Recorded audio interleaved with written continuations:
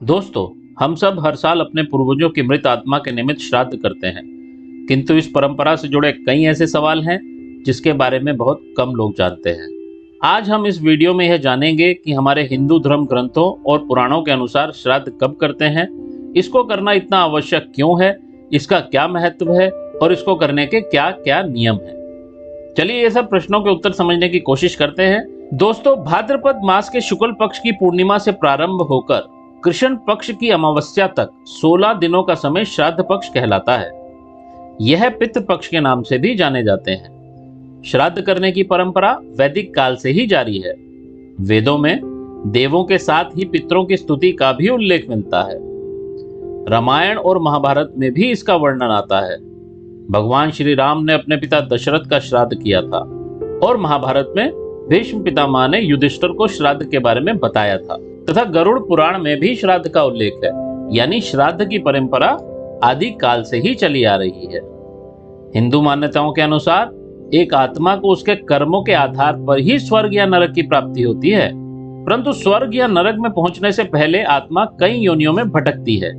यदि किसी मनुष्य की मृत्यु के समय उसकी आत्मा इच्छाओं के घेरों में घिरी रहती है तो उसे फिर से मनुष्य योनि में जन्म लेना पड़ता है, और इन दोनों योनियों के बीच में होती है प्रेत योनि।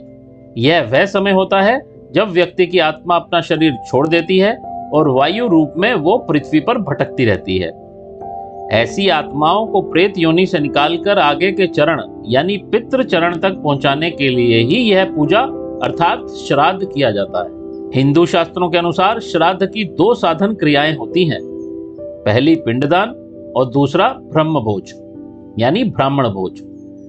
ऐसा कहा जाता है कि ब्राह्मण के मुख से भगवान तथा कौए के मुख से पितृ भोजन करते हैं। कहते हैं कि हमारे पितृ हमारे श्रद्धा भाव से ही प्रसन्न होकर तृप्त होते हैं और हमें सुख समृद्धि का आशीर्वाद देते हैं, और उसके बाद वो पितृलोक चले जाते हैं। और जो लोग श्राद्ध नहीं करते उनके पितृ प्रेत योनि में ही भटकते रहते हैं और अपने प्रियजनों को श्राप दे देते हैं। आइए अब इससे जुड़े कुछ और नियमों के बारे में जानते हैं। कहते हैं कि श्राद्ध शब्द श्रद्धा से बना है, इसीलिए सबसे जरूरी है कि श्राद्ध करने वाले के मन में अपने पितरों के लिए श्रद्धा होनी चाहिए।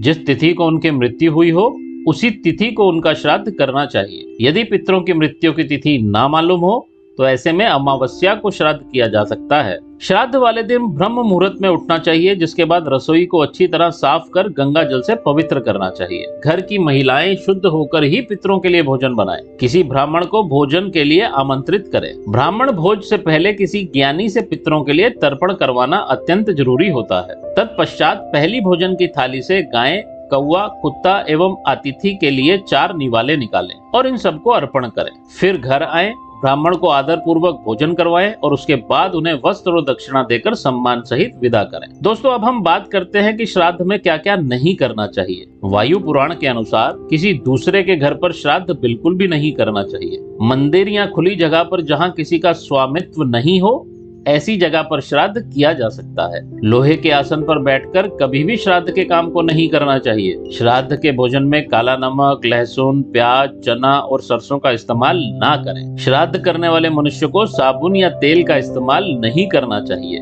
शराब और मांस नहीं खाना चाहिए। शेव या बाल भी नहीं काटने चाहिए। तो दोस्तों, ये थी कुछ ऐसी बातें जो हमें श्राद्ध में नहीं करनी चाहिए। यहीं पर हम अपनी वाणी को और इस वीडियो को विराम देते हैं।